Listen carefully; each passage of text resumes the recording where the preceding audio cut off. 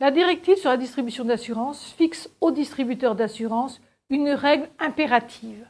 Il doit toujours agir de manière honnête, impartiale et professionnelle, et ce au mieux des intérêts de son client. Une obligation qui trouve pleinement sa place dans la prévention des conflits d'intérêts. En effet, elle impose une ligne de conduite, en particulier dans la délivrance du conseil, guidée par le seul intérêt du client. Tout élément de nature à contrarier cet objectif est donc à bannir.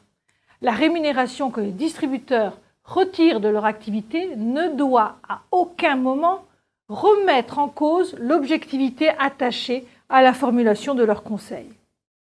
Or, les rémunérations incitatives pourraient avoir pour conséquence d'entraver leur capacité à agir au mieux des intérêts des clients. Mais qu'est-ce qu'une rémunération incitative ? Il existe de nombreux modes de rémunération en assurance qui varient en fonction du mode de distribution. Nous pouvons citer le salariat fixe et ou variable en fonction de la réalisation d'objectifs, le versement de commissions par l'assureur concepteur, en particulier pour l'intermédiation, c'est-à-dire agents et courtiers, mais aussi le versement d'honoraires par le client. Ce dernier ne pose a priori aucun problème puisqu'il n'a pas de caractère incitatif. La DDA n'envisage pas expressément la notion d'incitation, mais donne dans son article 2 une définition très large de la notion de rémunération.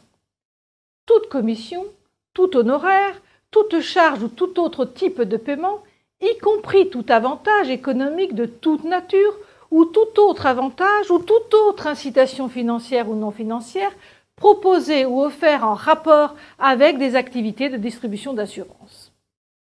En revanche, en matière de distribution de contrats d'épargne, ou plus exactement les produits d'investissement fondés sur l'assurance, le règlement délégué du 21 septembre 2017 donne de la notion d'incitation la définition suivante. Tout honoraire, toute commission ou tout avantage non pécuniaire fourni par ou à un intermédiaire d'assurance ou une entreprise d'assurance en lien avec la distribution d'un produit d'investissement fondé sur l'assurance à ou par toute partie, à l'exception du client concerné par la transaction en cause ou de toute personne agissant au nom de ce client. Mais que devons-nous comprendre ? En fait, est à proscrire tout dispositif de rémunération ou évaluation des performances des équipes en charge de la distribution qui contrarierait leur devoir cardinal de loyauté envers le client. Par exemple, serait à proscrire un dispositif prévoyant une rémunération variable plus importante sur un produit d'assurance vie multisupport, au détriment des contrats en euros, car cela pourrait conduire le conseiller à privilégier les premiers en négligeant l'intérêt du client qui recherche la sécurité avant tout. De même, un dispositif intégrant des challenges prévoyant la vente d'un certain nombre de contrats sur un temps limité, avec, si l'objectif est atteint, la récompense d'un voyage safari ou d'une journée au tournoi de Roland-Garros, c'est-à-dire un avantage non pécuniaire, pourrait conduire le conseiller à pousser le client hésitant à souscrire dans ce délai sans lui laisser le temps d'aller au bout de sa réflexion. Qu'est-ce qu'un dispositif de rémunération conforme ?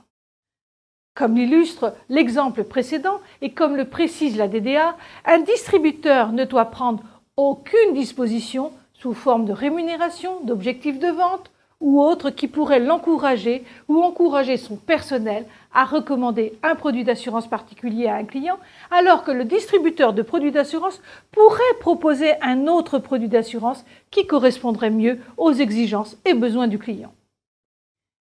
Cette formulation condamne donc les rétributions et autres avantages exclusivement ou principalement assis sur des critères quantitatifs, comme par exemple le volume d'affaires, qui négligerait de ce fait la satisfaction du client.